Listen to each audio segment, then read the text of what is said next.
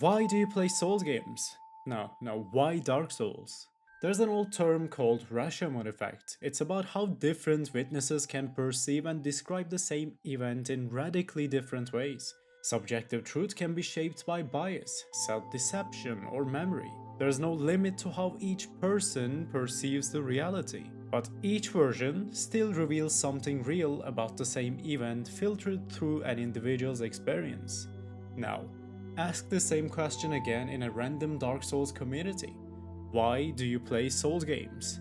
Maybe you were hooked by the challenging combat. To you, it's an obstacle that tests your willpower and your drive to complete impossible odds. But to another player, it might feel like an unfair waste of time. Maybe you love the deep, tragic story hidden behind dialogues and descriptions of junk scattered across a fading world.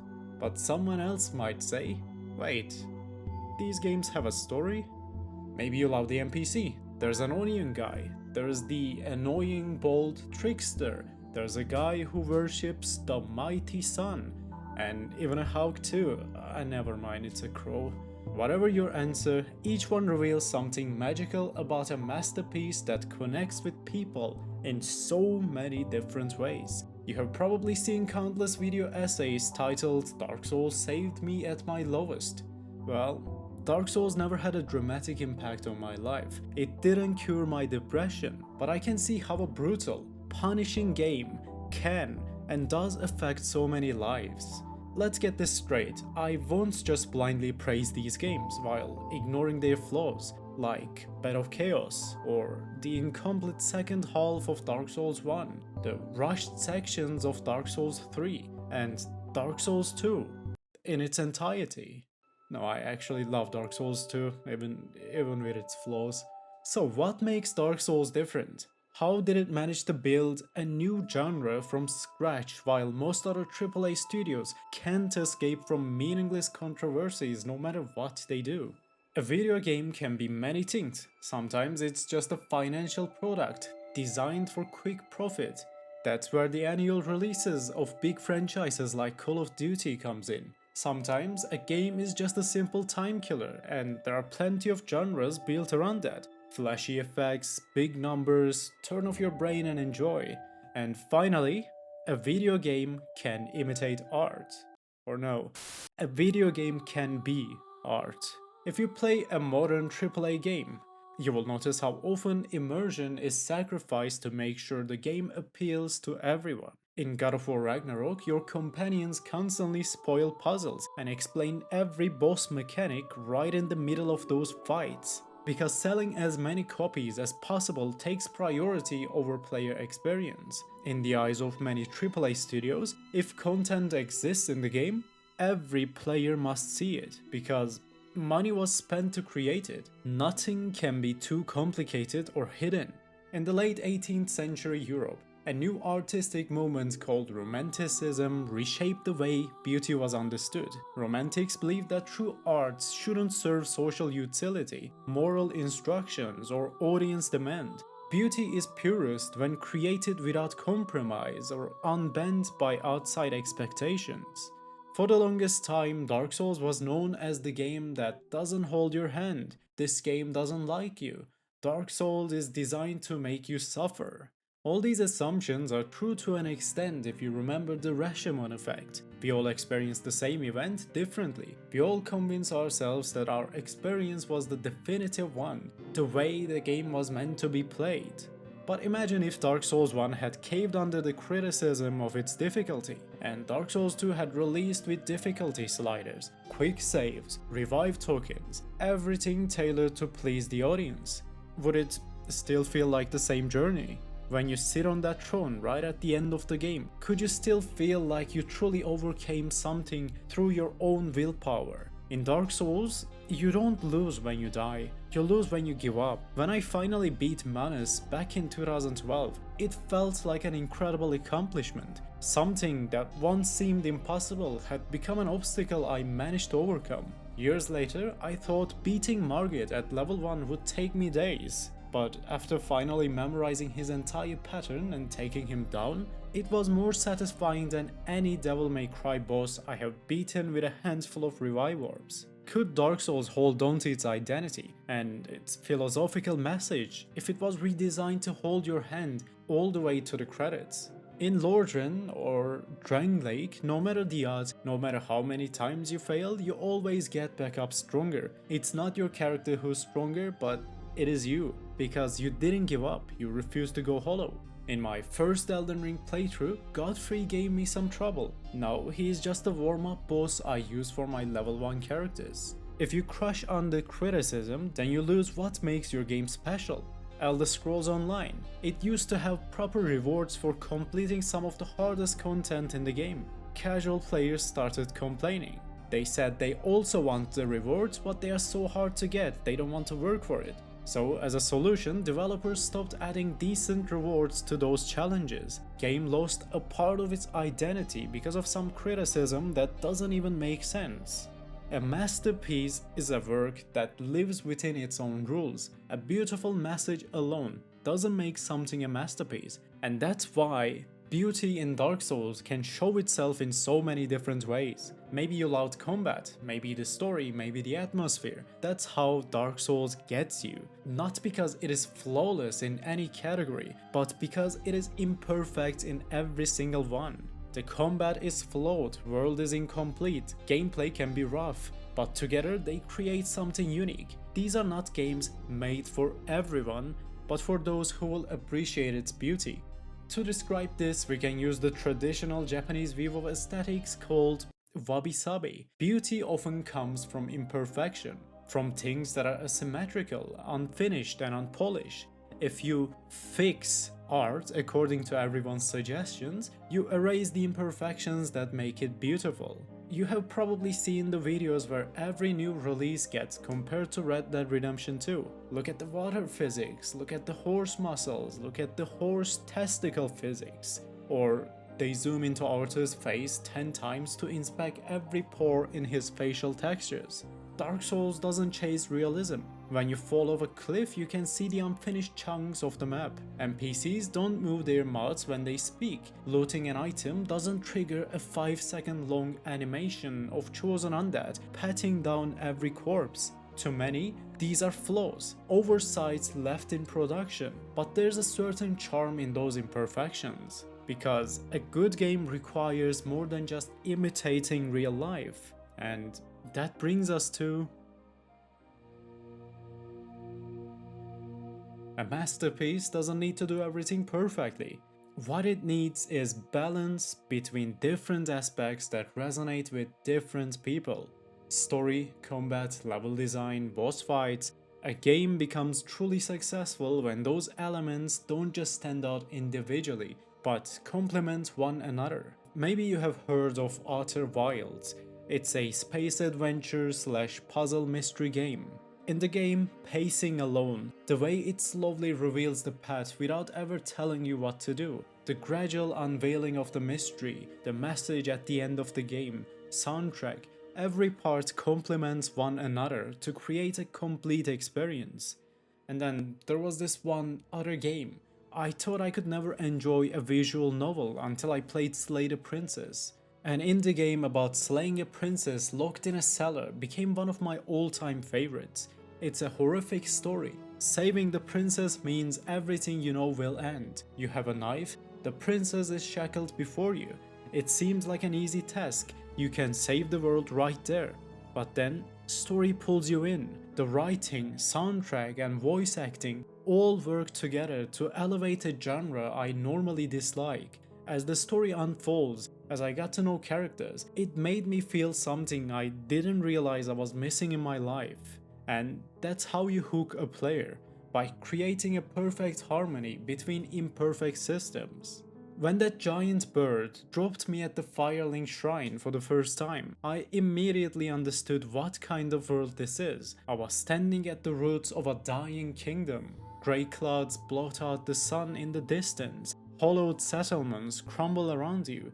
Death came back to life, wandering aimlessly around their graveyards. I just escaped from my prison cell and now it's in my hands to save a rotting kingdom. Of course, Dark Souls isn't the only game with great storytelling. Yakuza 0 shows you how a TV show or movie can't match the potential of video game storytelling. Every chapter ends on a masterful cliffhanger. Witcher 3 hooks you with characters written better than most games in the industry. But Dark Souls is different. Dark Souls doesn't have a story.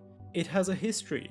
It has lore, and lore only. You never play through a pre-written narrative about an existing character. You start as a nobody. It is once again the Rashomon effect. Every NPC you meet presents their own goals as the true path. They tell you that you are the chosen one because you escaped the Undead asylum, because you fulfilled the prophecy that someone made up long ago.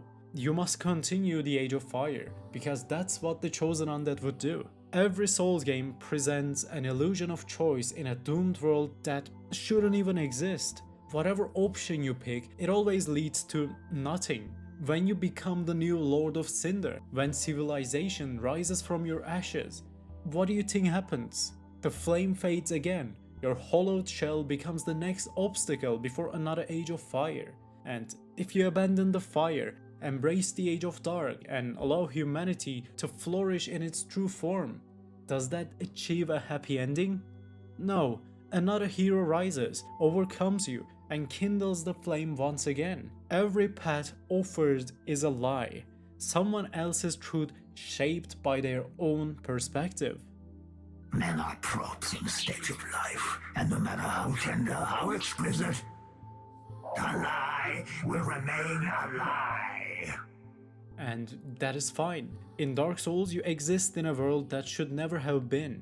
You are a pawn, desperately clinging on to a failed civilization of false gods. Humanity and lords were never meant to exist like this. In Dark Souls, your very existence is an act of rebellion against nature. And yet, there is peace in this decaying chaos, because no matter what you do, what choices you make, nothing ever matters.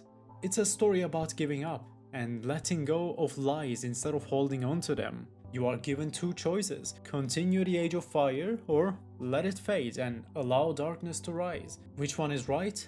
Neither. That's the tragedy and beauty of Dark Souls. There's no solution to the coming destruction. Gwyn's kingdom is too young. Even the gods of Analondo don't understand what they set in motion when they kindled the flame for the first time. So naturally, in Dark Souls 1, you exist in a time where no true solution is possible. All you can do is extend the Age of Peace long enough for future generations to maybe cure the world. And even then, your role is insignificant. If you fail, or go hollow, or become the Lord of coming Dark Age, another hero will rise and kindle the flame again. If you succeed and kindle it yourself, same fate awaits, another cycle, another ending. In Dark Souls 1, you are a hero in the eyes of those who know as little of the truth as you do. Dark Souls 2 shifts the frame. Millennia have passed. Gwyn's lords are long gone, dragons are weakened, and humanity now dominates the continent. This is where humans start to uncover the secrets of their world. Aldia and Vendrick together learn the truth about the undead curse. But there is still no happy ending. Vendrick is tricked by Nishandra, who seeks to drown the world in the abyss. Is she a villain? Well, it depends on who you ask. She is no more evil than any other faction reshaping the world to fit their vision. Gwyn needed his Age of Fire. Pygmies desired the Age of Dark. Demons needed chaos to survive. And the Abyss had to drown the world in darkness. So, what happens in Dark Souls 2? Vendrick realizes he can't win. He has no chance of achieving his goals. So, he prevents his enemies from achieving theirs. So, he gives up. He passes the torch to the next generation. Aldia, having learned all the secrets of the curse, realizes the cycle can never be cured. So, he gives up. He leaves the cycle, just like the bearer of the curse. And that brings us to Dark Souls 3. There are more options this time. You can usurp the fire, continue the cycle, or end it altogether. But when you reach the final encounter in the Ring City, you see the truth in the end of time. No matter what you do, no matter how certain you are that you have broken the cycle, the world still ends in ash. Even after you extinguish the flame, life rekindles it again. Age of Fire continues until there's nothing left to burn. And this is what makes the story of Dark Souls so special. The Age of Fire was never meant to exist. It's an unnatural cycle. It's a lie that defies world's laws. But no matter how hard you try to end it, it always returns. So what do you do when a self-destructive cycle becomes the norm? You give up. At the end of the Ring City, humanity finally paints a new world. They escape the cycle to start anew. Throughout the trilogy, you are constantly bombarded by conflicting ideas that show you the truth in their own way. If you give up, you go hollow. It's true. If every chosen undead gave up, no one would make it to the end times to build that new world. The Age of Fire is a lie, it should have never happened. But if it hadn't continued to the end, the heroes of Dark Souls would have never found the solution. And this is how Dark Souls tells its story. There are no absolutes. Every faction, every lie, every perspective plays a part in the ending when the time itself finally runs out. In each lie, each story, there are dim fragments that reflect truth. But the message behind this trilogy isn't solely responsible for its success. And that brings us to... When I play open world games, I have certain standards like anyone else. If the world isn't handcrafted, that massive map often ends up being a waste of time. That's the appeal for me and I think for most people. A couple of years ago, I tried Assassin's Creed Odyssey, which turned out to be the last Ubisoft game I ever played. When I finished the first area and the game revealed its gigantic map, my reaction was simple. Alright, I've seen everything. I closed the game and uninstalled it the moment I saw that procedurally generated empty world full of copy-paste bandit camps. So, what does that have to do with difficulty? Now, here's where the connection comes in. I love the difficulty of a game the same way I love its map, handcrafted. There are so many ways to design difficulty, and some studios do it better than the others. Take Halo or recent God of War games. When you die, you respawn right at the start of that same encounter. So, even if you're playing on an absurdly hard difficulty, you can retry the same fight over and over until you master it. That's what makes Halo's legendary and God of War's Give Me God of War difficulty so much fun. They are brutal but not punishing. Yet, not every game handles difficulty sliders that well. I love Elder Scrolls series, but the sliders are one of the weakest parts of the game. Recently, while replaying Oblivion Remastered, I slowly lost all my interest in the game. On expert difficulty, enemies were too weak. Crank it up and suddenly they were absurdly resistant. I spent hours fiddling with the sliders trying to find out the right challenge, but I couldn't shake the feeling that I was missing out on the intended difficulty. That's why I prefer handcrafted, built-in difficulty over sliders that simply tweak numbers to make enemies spongier or stronger. So, is Dark Souls a difficult franchise? Well, yes and no. Dark Souls and rest of the From Software's games like Elden Ring, Bloodborne, Demon's Souls, and Sekiro are punishing but fair. They respect your intelligence. The absence of difficulty sliders mean every player goes through the same journey but in their own way. Also, that doesn't mean the games can't be made easier though. Most of the time, Dark Souls includes built-in mechanics that let you adjust difficulty naturally. Maybe you've beaten a tough boss, felt proud and posted a screenshot online. If you made the mistake of posting it on Reddit, chances are some self-appointed main character commented, saying, "You didn't really beat the boss because you used summons or shield or heavy armor. You played it wrong." People love gatekeeping, but unfortunately for them, this is exactly how Dark Souls was designed to be played. Instead of sliders that reduce enemy stats, game gives you tools to make encounters easier when you need to. This design eliminates the kind of imposter syndrome you get when lowering sliders just to beat a boss in Elder Scrolls. In Souls games, you're still using in-game systems to overcome a challenge. There's no wrong way to play. In Dark Souls 1, if you're taking too much damage while traveling from point A to point B, the game gives you multiple options. You can loot the Drake's Sword early by standing on a bridge and shooting a dragon's tail with some arrows. That weapon lets you one or two-shot enemies until Anor Londo. Suddenly, you don't need to trade blows, you kill them before they can even react. Or you can level sorcery and nuke enemies from distance. You can invest in miracles for healing, making chip damage less punishing. In Dark Souls 2, you can reach level 40 within the first 10 minutes of the game without even swinging a sword. In every Dark Souls title, if there's a challenge, there's also a system in place to help you overcome it without fiddling with the numbers in a menu. But difficulty works both ways in Dark Souls. Level 1 challenge runs sound difficult, and they are difficult, but it's never an issue because these games are always fair. No matter how difficult an endgame boss is, anyone can beat these games at level 1 with enough free time to waste on it. Without ever adjusting enemy stats, Dark Souls offers you countless playstyles to make these games infinitely easier or harder without ever breaking the game. And that's where From Software's handcrafted difficulty comes in. Simple in theory, but hard to execute.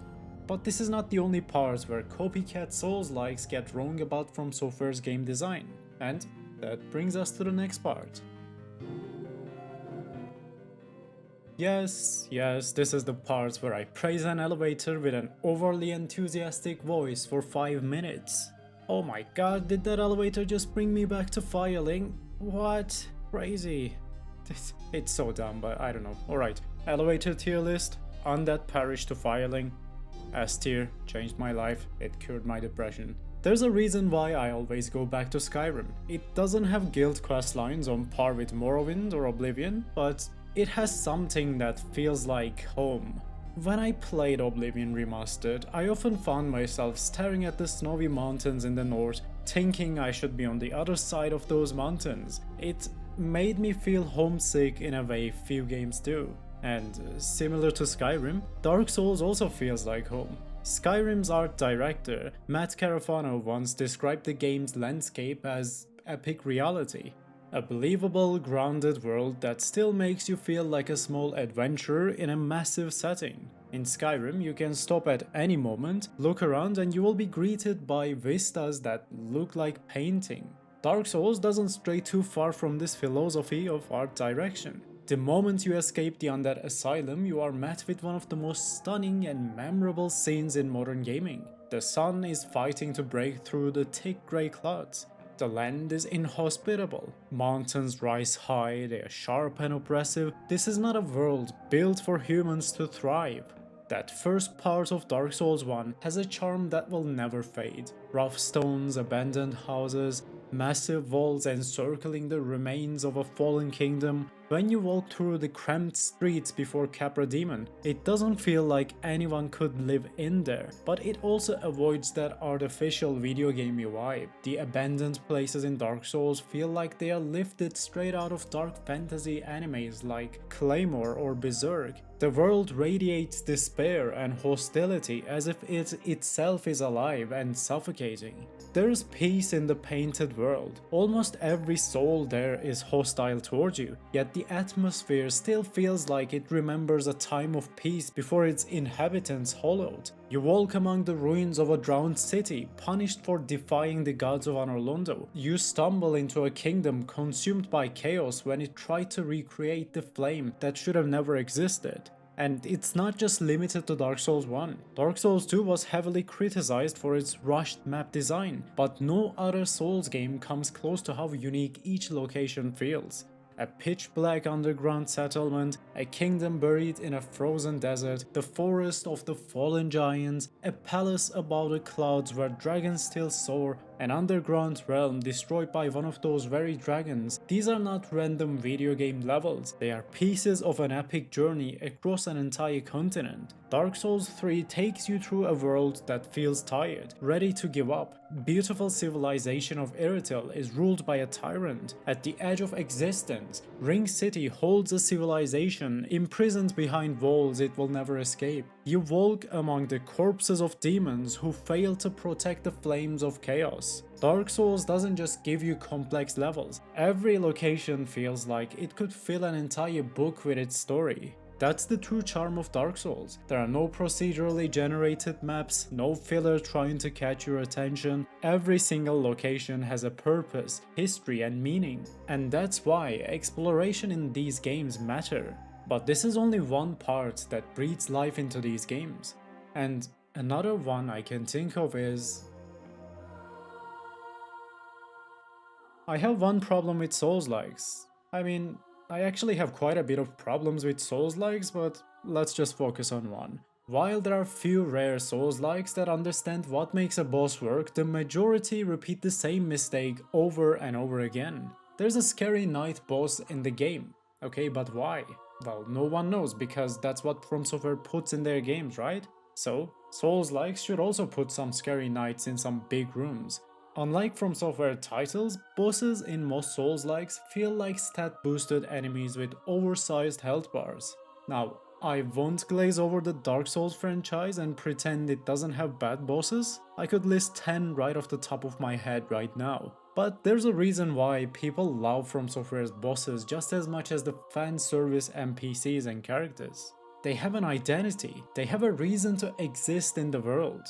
Take Artorias for example. Artorias isn't one of the most beloved bosses in video game history because his fight is the most groundbreaking and perfectly balanced one yet. He is beloved because everything about him comes together to make his encounter unforgettable. When you find Artorias in Ulasil, it's right after his crushing defeat at the hands of Manus. His sword arm is broken and he's desperately clinging to his sanity just long enough to give you a chance to escape. You learn the tragic truth behind the story of a legendary hero, and when you later save his companion Sif, your next encounter with Sif is forever changed. Gwyn is intentionally a simple boss, designed to show you how the Lord of Sunlight, God of Sun, let his hunger for power consume him. Ivory King's story alone could be adapted into a movie, an undefeated warrior so powerful that other kingdoms saw him as a new god of war, and yet, instead of conquering the continent, he marched into the frozen wasteland to build a kingdom at the very gates of hell.